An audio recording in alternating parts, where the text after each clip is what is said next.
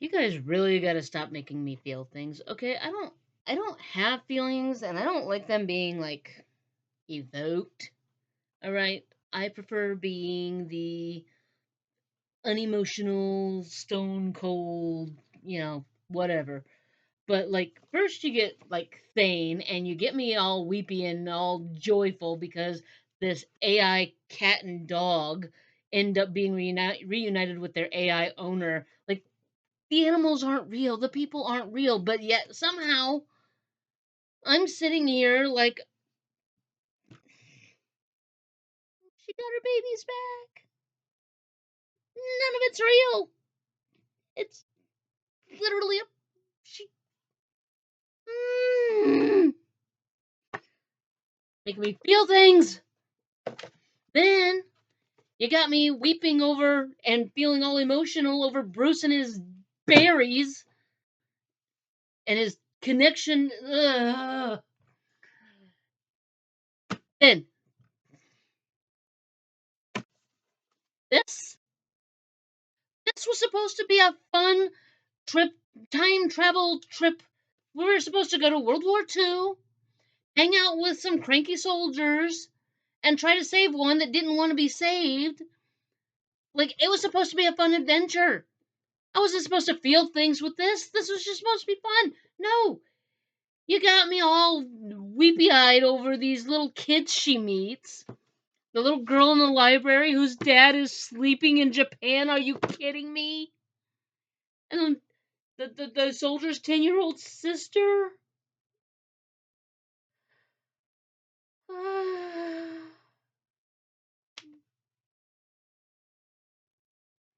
So yeah, I mean,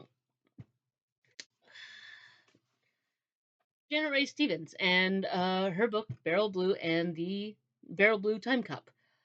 So Beryl's I don't know if it's Beryl or Burl. Anyway, um, she's from my our time period. She is a 2025 kid. She's working in a library, enjoying her boring, sucky life of trying to pay college student loans and take care of a cat and become a real bona fide librarian. And then all of a sudden, out of the blue, some time wizard comes and scoops her up and says, "You're coming with me. We're going to go time traveling back to 1943. There's a soldier. He can't die. We got to keep him alive. So you go protect him." And she's like, um, no thanks. And she's like, no choice. And she just whisks her away. No, doesn't give her time to think about it or anything. She just whisks her away to 1943. Says, here you go. That's the guy you're trying to save. This is the guy you're trying to protect him against. Have fun. Good luck.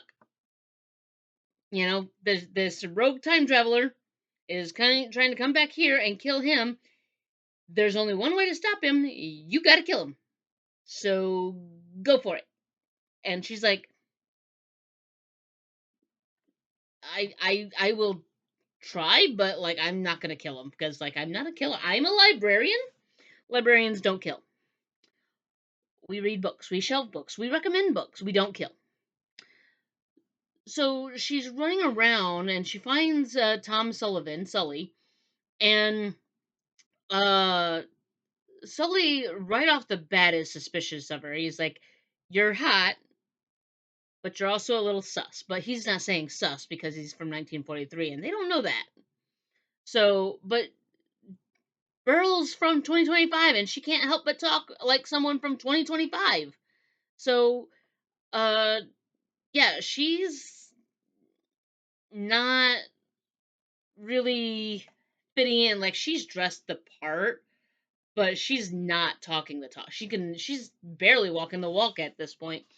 So Sully is very suspicious of her, and he's like, "All right, we'll give you a lift, but like, who are you, really?" And she's like, "I told you who I was." And he's like, "You did not tell me who you are because you talk funny. So I know that you're not from around here." And she's like, "Yeah, I'm from Portland." Maine.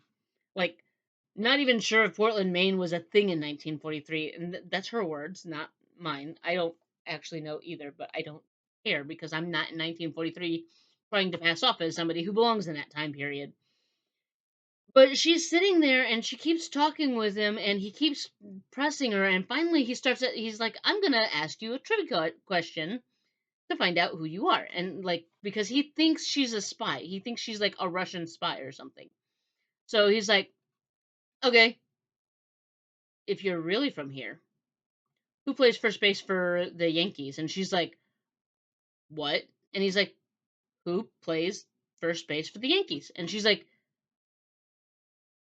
I wouldn't know that anyway because I'm a Red Sox fan. And why are you rooting for the Yankees? You're from Boston. And he's like, how do you know I'm from Boston? And she's like, have you heard yourself talk? You have a Boston, everything about your accent is Boston. How could you be anything but Boston? Why are you rooting? Why do you know anything about the Yankees? You should be a Boston Red Sox fan. And he's like, who plays first base for the Yankees? And he keeps asking her this question, but he asks her in like the worst times. They'll be in the middle of something and she's like, he's like, okay, who plays first base for the Yankees? And she's like, really? This is the moment you think that that's an appropriate question right now. Can you just drop it and move on to something else, please? Because, like, this is not the time to be talking about the first baseman in the Yankees team. And so it just kind of becomes a running gag with him, um, which I am absolutely here for. I kind of wish he would have gone a little bit further with it. Um, like, even at the end of the book when they're together, like, after he finds out that she is a time traveler, like, at that point, he's like, so, who plays first base for the Yankees? Like that would have been I would have been loved it if it ended on that. It didn't, but I'm also not mad about how it ended. Um the I can't tell you too much about how it ended though because or about there's a lot I can't tell you about a lot about but without giving so much away. But yeah, she's back in the 1943. um She's she's back in 1943. She's back in 1943 um uh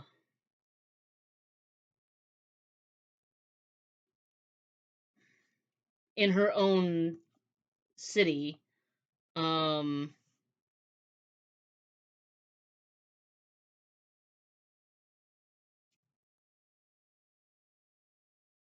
where did they I completely overlooked where the heck they are.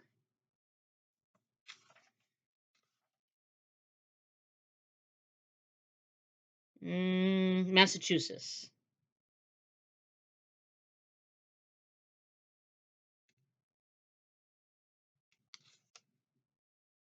Yeah. So she's in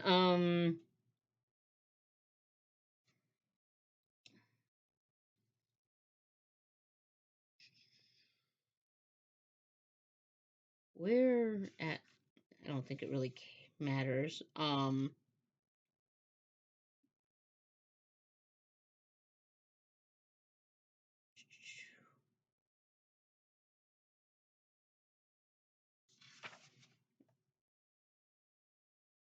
I should because I'm going to Massachusetts next week.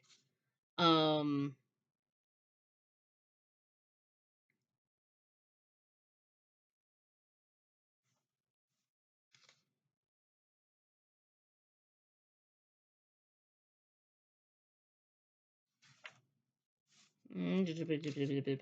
Ballard Springs. On the road to Camp Davis, October 1943. Yeah. So, um, yeah, she's whisked off to 1943 Massachusetts. and she's tasked with finding the soldier and keeping him from getting killed by a rogue time hopper, a rogue time hopper, and she's told that the only way to stop him is to kill him. Like that's just all there is to it. She has to kill this guy, and she's not about that in the least. So you know, eventually she does realize that yeah, that's the only way to stop this guy. He's the only way to keep him from going after Sully is to kill him, because if she doesn't, then he's gonna keep trying to time warp back to Sully, and so she's got to reconcile herself with that, obviously, but um, she doesn't. At first, she's just like, okay, she's very logical about the mission. Like, oh, first of all, I will keep him alive, but I don't know if I can actually kill him. You know, so she's like, right now, my biggest thing is let's keep Sully alive. Let's start there, and then we'll work on how to keep him from killing Sully. Hopefully, without me killing him, but it is what it is. If that's what it comes down to, and um what she doesn't expect is to uh actually feel anything for these guys. So she meets Sully, and he's with like four other guys: Marco, Stretch, Stan, and I can't remember the other guy. Um but they kind of all become her guys, She's like, she cares about them. There's like four or five of them that like um she becomes attached to, that like as she's going through this and she's realizing, she's seeing, she's read about World War II and how devastating it was and what people went through, but now she's actually living through it with the blackout curtains and the rationings, and like one of the girls that she's with um is irritated because of her lipstick, because it's in a paper tube instead of the metal tube, because all the metal is being used for the war effort. And she's complaining, and she's like, I understand that the war effort needs the metal. She's like, but like, could they spare a little bit of metal to make sure that our for us to put our lipstick in so that it's not leaking all over and causing a mess?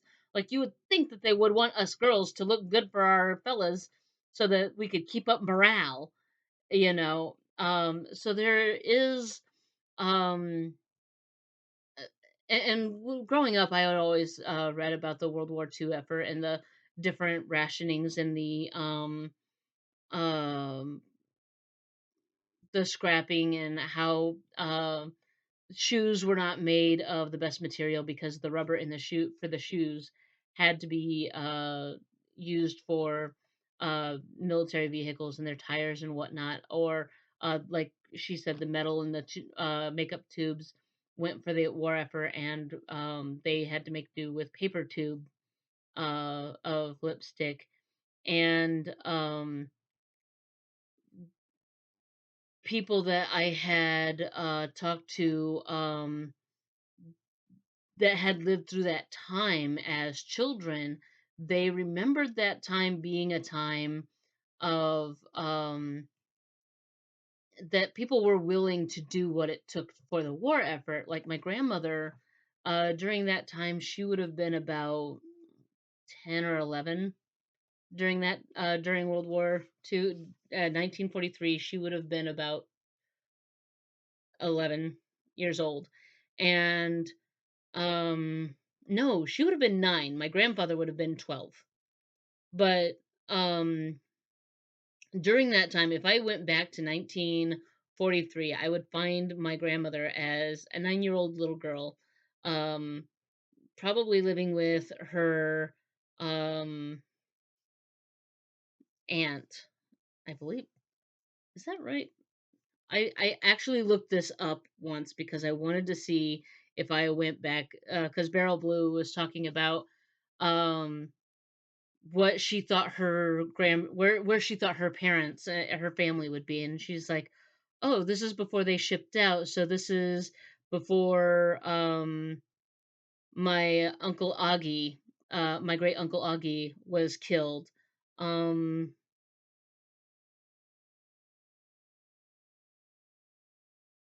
Hang on a minute. 1943.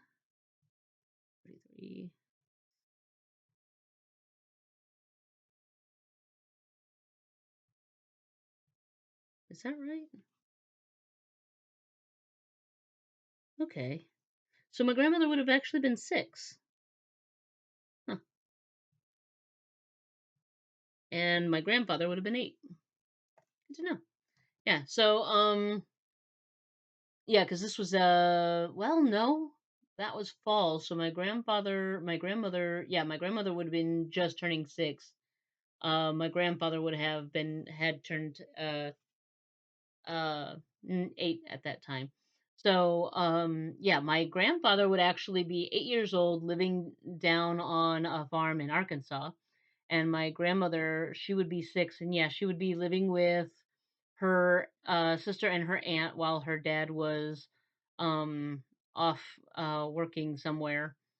I believe he was working at a factory um that made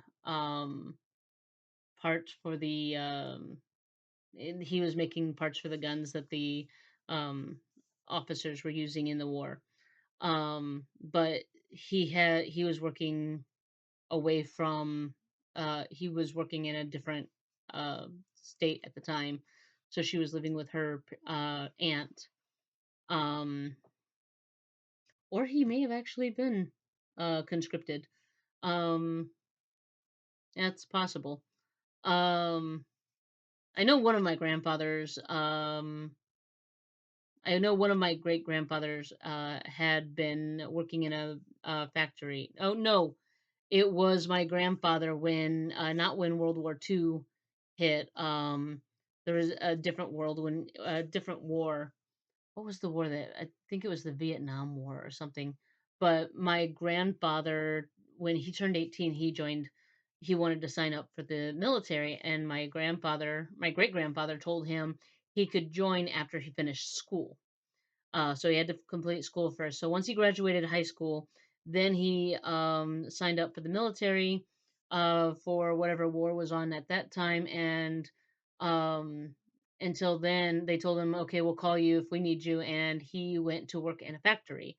And he eventually did get his letter saying, okay, you're to report to this base for basic training at this day on this time. And he took the letter to his boss, and his boss told him, I'll take care of this. You get back on the line and get to work. And then he later got a letter saying, you can't come and serve in the military because you're already serving your country by making the parts we need for the weapon. So you have to stay right there.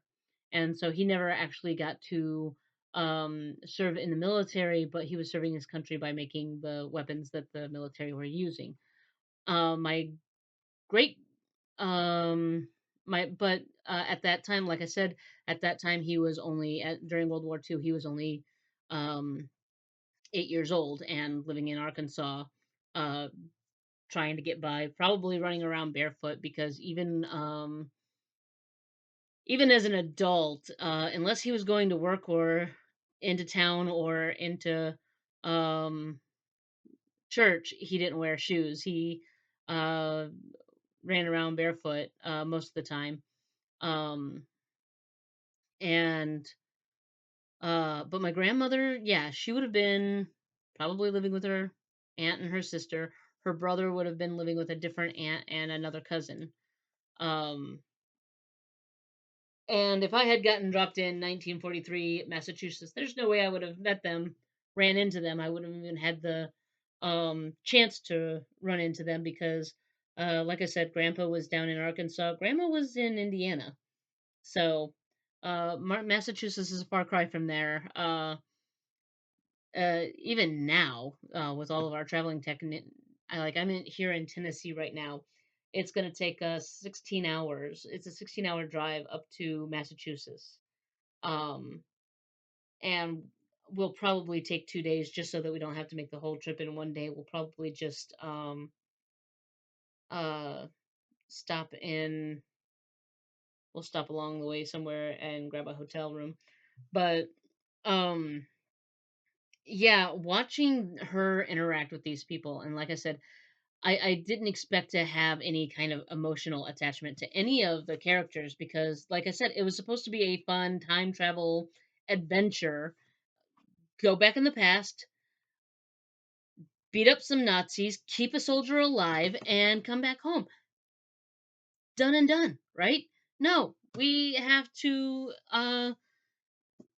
deal with these people and we have to get to know them. And she like meets these kids and she's realizing that, you know, some of these children, she's realizing that some of these children that she's dealing with now in 1943 are going to be adults that she'll deal with in her own present. And she's talking about, the different things that uh annoyed her, like about one person, that she one of her coworkers is uh an old spinster like woman, and she's just like, she is so strict and she is so curmudgeony, and I don't understand her issues at all.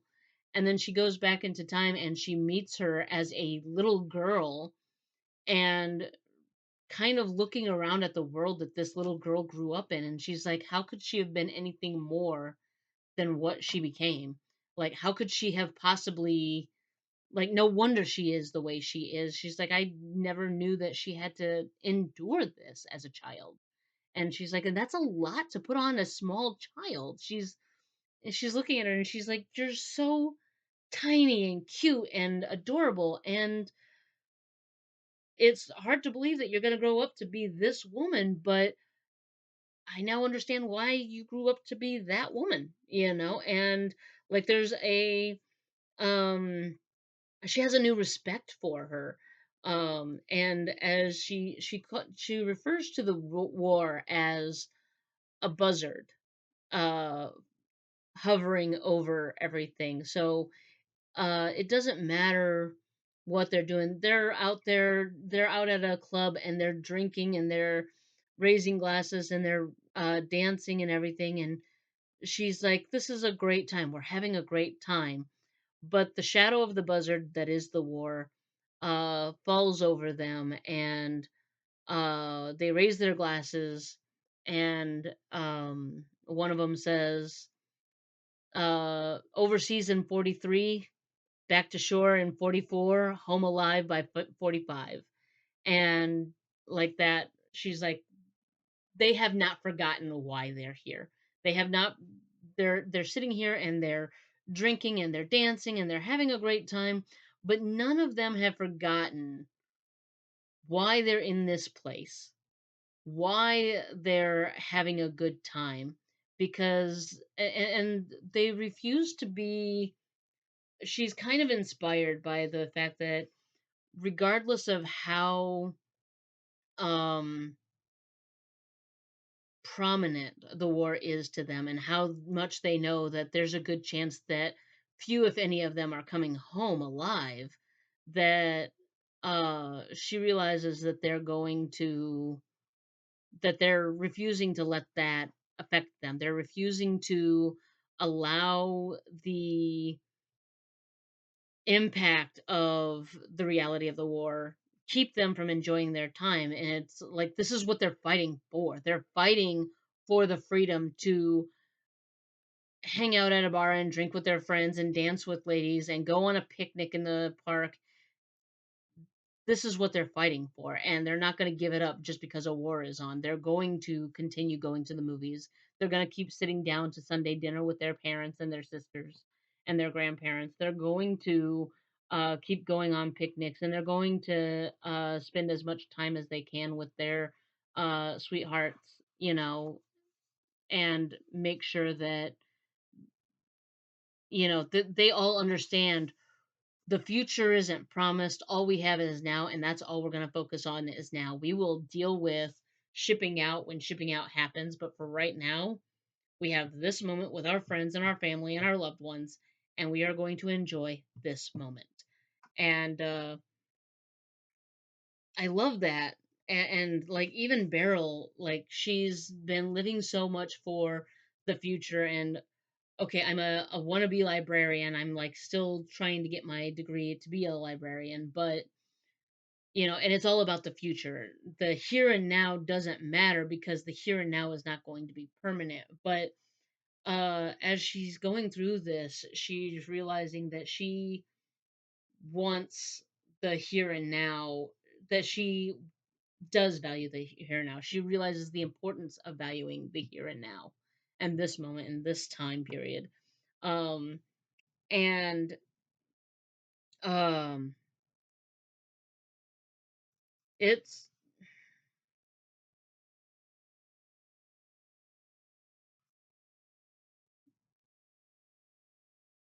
it's worth the read. I enjoyed it. Like I got through this in a day.